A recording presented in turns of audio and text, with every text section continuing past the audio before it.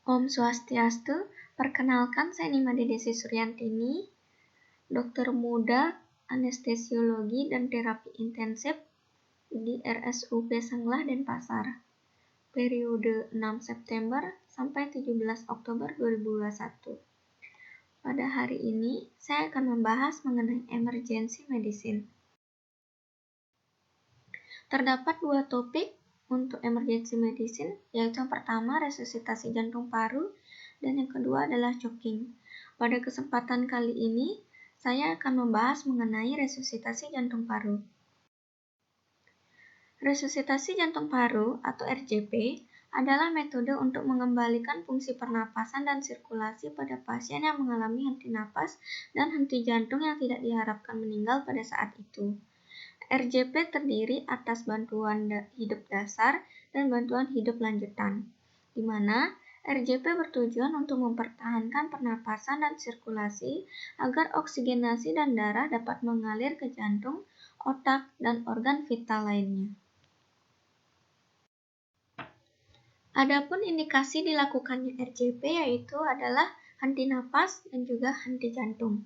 Henti napas primer atau respiratory arrest dapat disebabkan oleh banyak hal, misalnya serangan stroke, tenggelam, inhalasi asap, uap, atau gas, obstruksi jalan napas oleh benda asing, serangan infak jantung, radang epiglotis, dan lain-lainnya. Sebab-sebab henti napas yaitu yang pertama ada depresi pusat napas, yang kedua kelumpuhan otot pernapasan, di mana depresi pusat napas dapat disebabkan oleh trauma capitis, infeksi intrakranial, obat-obatan yang mempunyai efek depresi pusat napas, misalnya pada narkotika, dan beberapa obat anestesia serta keracunan. Kemudian yang kedua adalah kelumpuhan otot pernapasan, di mana ini disebabkan oleh penyakit infeksi seperti poliomyelitis dan Guillain-Barré, penyakit syaraf otot seperti myasthenia gravis, trauma medula spinalis, obat-obatan seperti streptomycin, kanamycin, polymyxin, dan derivat aminoglikosid yang lain, dan akibat penggunaan obat pelumpuh otot. Kemudian untuk henti jantung, berhentinya sirkulasi darah secara mendadak pada seorang penderita yang masih mempunyai harapan hidup. Di mana diagnosis henti jantung dapat ditegakkan bila dijumpai gejala-gejala seperti berikut, yaitu pasien tidak sadar, tidak bergerak, tampak pucat dan sianosis, henti napas, denyut nadi arteri besar tidak teraba dan pupil dilatasi. Diagnosis pasti adalah tidak terabanya denyut arteri besar, misalnya pada arteri karotis yang diraba pada leher atau femoralis yang diraba pada pelipatan paha. Adapun sebab-sebab henti jantung yaitu yang pertama adalah faktor primer dan yang kedua adalah faktor sekunder. Di mana faktor primer ini dapat disebabkan oleh penyakit pada jantung itu sendiri, yaitu kelainan pada sistem konduksi jantung atau kelainan pada otot jantung seperti misalnya infark yang dapat menimbulkan fibrilasi ventrikel atau asistol. Keadaan yang lain yang dapat digolongkan sebagai penyebab primer adalah trauma listrik atau petir yang secara langsung dapat mempengaruhi fungsi konduksi jantung. Kemudian yang kedua adalah faktor sekunder yang paling sering disebabkan oleh yang pertama yaitu aspeksia akibat gagal napas akut menyebabkan kegagalan pasokan oksigen, dan yang kedua adalah perdarahan akut atau masif akibat trauma menyebabkan kekosongan volume sirkulasi sehingga tidak ada curah jantung. Selanjutnya adalah mengenai tahapan dan langkah-langkah resusitasi jantung paru, yaitu dibagi menjadi 3 tahap. Yang pertama yaitu tahap pertama, itu bantuan hidup dasar dengan tujuan untuk oksigenasi darurat. Langkah-langkahnya diantaranya yaitu A, untuk airway control, kemudian B, breathing support, kemudian C, circulation support. Kemudian tahap kedua yaitu bantuan hidup lanjut dengan tujuan untuk memulihkan dan mempertahankan sirkulasi spontan, di mana langkah-langkahnya diantaranya yaitu D, drug and fluid treatment, E, elektrokardiografi, F, fibrillation treatment. Kemudian yang tahap ketiga adalah bantuan hidup jangka panjang, di mana dengan tujuan untuk pengelolaan intensif mentasi manusia, di mana langkah-langkahnya yaitu J. Gouging, H. Human mentation, I. Intensive care. Yang perlu diketahui adalah siapa saja yang bisa memberikan bantuan hidup dasar dan pertolongan pertama, yaitu dapat dilakukan oleh dokter, perawat, para medis, dan juga orang awam yang terlatih. Setelah itu, lakukan observasi, yaitu observasi gerakan nafas, warna kulit, dan pulsasi arteri karotis, di mana untuk mengetahui keadaan yang mengancam jiwa. Kemudian, jika didapatkan stridor, maka menandakan adanya sumbatan jalan napas. Lakukan Heimlich manuver pada penderita sadar yang mengalami sumbatan jalan napas dari benda asing atau sisa makanan. Ekstensikan kepala, angkat dagu untuk mengeksplorasi orofaring, kemudian bersihkan dari sisa makanan atau benda asing. Kemudian dapat dilakukan resusitasi jantung paru.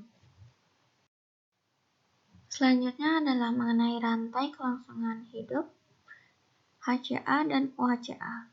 Untuk HCA itu sendiri kondisinya berada di dalam rumah sakit, sedangkan OHCA berada di luar rumah sakit.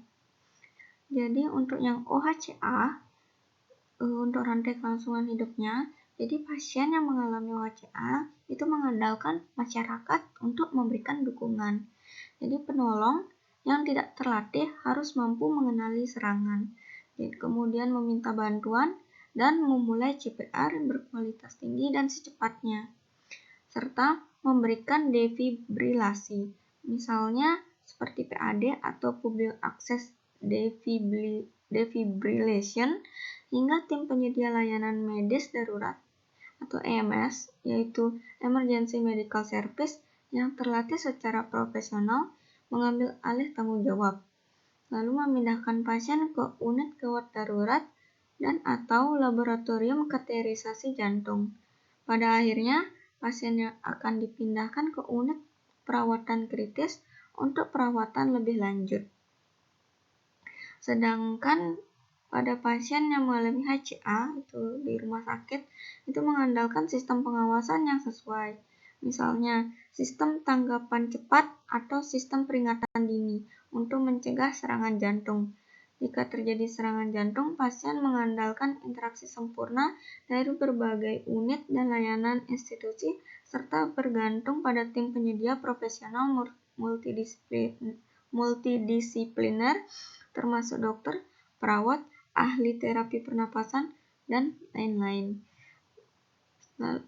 Dilakukan pengawasan dan pencegahan, pengenalan dan pengaktifan sistem tanggap darurat, kemudian berikan CPR berkualitas tinggi secepat mungkin, kemudian berikan defibrilasi cepat, kemudian berikan bantuan hidup lanjutan. Adapun tahap dilakukannya RJP, yaitu apabila didapatkan pasien tidak sadarkan diri, maka yang pertama adalah amankan diri, amankan pasien, dan amankan lingkungan. Kemudian, nilai respon pasien. Bisa dengan memanggil-manggil pasien, menepuk bahunya, atau dengan memberi rangsangan nyeri. Kemudian, minta tolong. Selanjutnya adalah dengan cek sirkulasi. Jadi, nilai sirkulasi darah korban dengan menilai denyut arteri besar, itu arteri karotis ataupun arteri femoralis. Itu secara cepat selama 5 detik. Untuk langkah kemudian, bila tidak ada, maka apabila tidak ada teraba denyutnya, maka dapat lakukan kompresi dada dengan bantuan ventilasi dengan perbandingan 30:2. Apabila denyut nadi dirasakan, namun napas tidak adekuat, maka diberikan ventilasi setiap 6 detik. Berikut merupakan langkah-langkah RJP, yaitu yang pertama, apabila terdapat denyut nadi, maka berikan pernapasan buatan 2 kali. Apabila tidak, maka lakukan kompresi dada sebanyak 30 kali. Kompresi dada dimulai dari melokalisasi melokasi prosesus sifoideus, dan tarik garis ke kranial 2 jari di atas prosesus sifoideus, dan lakukan kompresi kepada tempat tersebut. Kemudian berikan 2 kali napas buatan dan teruskan kompresi dada sebanyak 30 kali. Ulangi siklus ini sebanyak 5 kali dengan kecepatan kompresi 100 kali per menit. Kemudian cek nadi dan napas korban. Apabila yang tidak ada napas dan nadi, teruskan RJP sampai bantuan datang. Kemudian apabila terdapat nadi tetapi tidak ada napas atau napas tidak adekuat, mulai lakukan pernapasan buatan. Kemudian apabila terdapat nadi dan napas, menunjukkan korban membaik. Selanjutnya adalah airway control, di mana obstruksi jalan napas merupakan salah satu penyebab dari gagal napas akut. Berdasarkan derajat sumbatan, obstruksi jalan napas dapat terjadi secara parsial ataupun total. Di mana gambaran klinis dari sumbatan parsial jalan napas adalah usaha napas masih ada, suara napas masih terdengar, dan desiran udara ekspirasi dari mulut atau hidung pasien masih terasa, yang dapat diketahui dengan merasakan desiran udara melalui pemeriksaan dengan punggung tangan atau telinga dekat mulut atau hidung. Gejala dan tanda lain yang dapat dilihat pada sumbatan jalan napas parsial adalah: pertama, aktivitas otot-otot bantu pernapasan meningkat. Kedua, retraksi suprasternal dan interkostal. Ketiga, terdengar stridor. Keempat, terdapat tanda-tanda hipoksia dan hiperkarbia. Kemudian untuk sumbatan total jalan napas menunjukkan gambaran klinis berupa pada sumbatan jalan napas total sama sekali tidak terdengar suara napas, tidak terasa desiran udara dari mulut atau hidung pasien. Usaha napas pasien lebih meningkat dengan timbulnya gerakan dada paradoksal dan lebih meningkatnya aktivitas otot bantu napas. Tanda hipoksia dan hiperkarbia bertambah berat. Untuk airway control, itu dipastikan jalan napas terbuka dan bersih yang memungkinkan pasien dapat bernapas. Yang pertama, lakukan pemeriksaan jalan napas. Ini untuk memastikan jalan napas bebas dari sumbatan karena benda asing. Bila sumbatan ada, dapat dibersihkan dengan teknik cross finger. Kemudian, yang kedua adalah membuka jalan napas. Jadi pada korban yang tidak sadar, tonus otot menghilang. Maka lidah dan epiglotis akan menutup faring dan laring sehingga menyebabkan sumbatan jalan napas. Keadaan ini dapat dibebaskan dengan tengadah kepala topang dahi, yaitu head tilt chin lift, dan manuver pendorongan mandibula atau jaw thrust maneuver.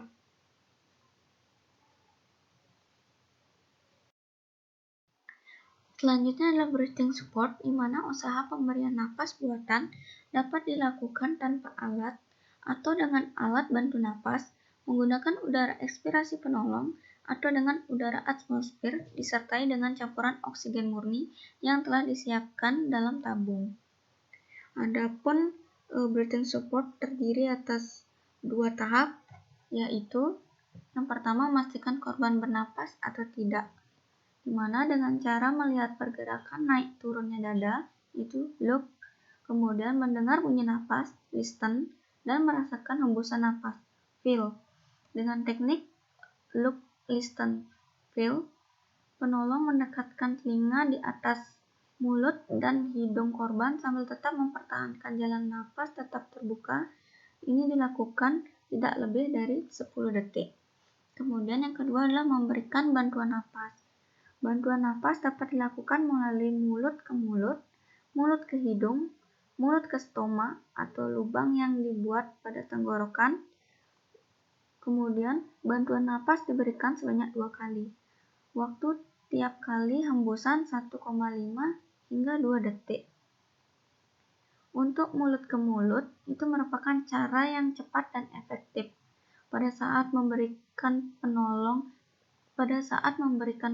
narik napas dan mulut penolong menutup seluruhnya mulut pasien atau korban, dan hidung pasien atau korban harus ditutup dengan telunjuk dan ibu jari penolong. Volume udara yang berlebihan dapat menyebabkan udara masuk ke lambung.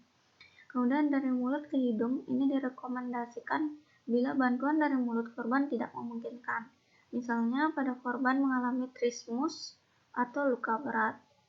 Jadi penolong sebaiknya menutup mulut korban pada saat memberikan bantuan napas. Kemudian dari mulut ke stoma dilakukan pada korban yang terpasang tracheostomi atau mengalami laryngotomi. Berikut adalah tabel mengenai anjuran dan larangan BHD untuk RJP berkualitas tinggi pada orang dewasa. Jadi di mana penolong harus melakukan kompresi dada pada kecepatan 100 hingga 120 per menit. Dan penolong tidak boleh mengkompresi pada kecepatan lebih rendah dari 100 per menit atau lebih cepat dari 120 per menit. Penolong harus mengkompresi kedalaman minimum 2 inci atau 5 cm. Dan penolong tidak boleh mengkompresi ke kedalaman kurang dari 2 inci atau 5 cm atau lebih dari 2,4 inci atau 6 cm. Kemudian penolong harus membolehkan recoil penuh setelah setiap kali dilakukannya kompresi. Dan penolong tidak boleh bertumpu di atas dada pasien di antara kompresi yang telah dilakukan. Lalu penolong harus meminimalkan jeda dalam kompresi, di mana penolong tidak boleh menghentikan kompresi lebih dari 10 detik. Dan juga penolong harus memberikan ventilasi yang cukup atau 2 napas buatan setelah 30 kompresi. Setiap napas buatan diberikan lebih dari 1 detik. Setiap kali diberikan dada akan terangkat. Dan penolong tidak boleh memberikan ventilasi berlebihan. Misalnya terlalu banyak napas buatan atau memberikan napas buatan dengan kekuatan berlebihan. Berikut adalah algoritma BHD serangan jantung pada orang dewasa. Yang pertama adalah lakukan amankan lokasi kejadian. Kemudian nilai korban, apakah korban tidak menunjukkan reaksi, maka teriaklah untuk mendapatkan pertolongan terdekat. Aktifkan sistem tanggapan darurat melalui perangkat bergerak apabila tersedia. Kemudian ambil AED dan peralatan gawat darurat lainnya, atau minta seseorang untuk melakukannya. Selanjutnya, perhatikan apakah napas terhenti atau tersengal-sengal dan periksa denyut dilakukan secara bersamaan. Apakah denyut benar-benar terasa dalam 10 detik. Apabila pasien bernapas normal dan terdapat denyut, maka pantau hingga tenaga medis terlatih tiba. Namun apabila pasien tidak bernapas tidak normal dan terdapat denyut, maka berikan napas buatan. 1 napas buatan setiap 5-6 detik atau sekitar 10-12 napas buatan per menit. Selanjutnya, aktifkan sistem tanggapan darurat jika belum dilakukan setelah 2 menit. Kemudian, terus berikan napas buatan. Periksa denyut kurang lebih setiap 2 menit. Jika tidak ada denyut, maka lakukan RJP. Jika kemungkinan terjadi overdosis opioid, berikan naloxone sesuai protokol jika berlaku. Kemudian, apabila napas terhenti atau tersengal dan juga tidak ada denyut, maka lakukan RJP. Mulai siklus RJP 30 kompresi dan 2 napas buatan. Gunakan juga AED segera setelah tersedia. Apabila AED sudah tersedia, maka periksa ritme detak jantung. Ritme dapat dikejutkan atau tidak? Jika iya, ritme dapat dikejutkan. Tetapkan 1 kejut. Segera lanjutkan dengan RJP kurang lebih selama 2 menit, hingga AED membolehkan pemeriksaan ritme. Lanjutkan hingga tenaga ALS mengambil alih atau korban mulai bergerak. Kemudian, jika ritme tidak dapat dikejutkan, maka segera lanjutkan dengan RJP kurang lebih selama 2 menit, hingga AED membolehkan pemeriksaan ritme. Lanjutkan hingga tenaga ALS mengambil alih atau korban mulai bergerak. Apabila RJP telah dilakukan, maka berikan bantuan oksigen dan juga pasang monitor atau defibrillator. Kemudian, lihat ritme atau irama dari jantung pasien, apakah perlu dilakukan shock atau tidak. Jadi apabila perlu diberikan ritme shockable, apabila ritme jantung pasien menunjukkan VF atau VT. Untuk tidak perlunya diberikan ritme shockable adalah apabila ritme jantung pasien menunjukkan asystole atau PEA.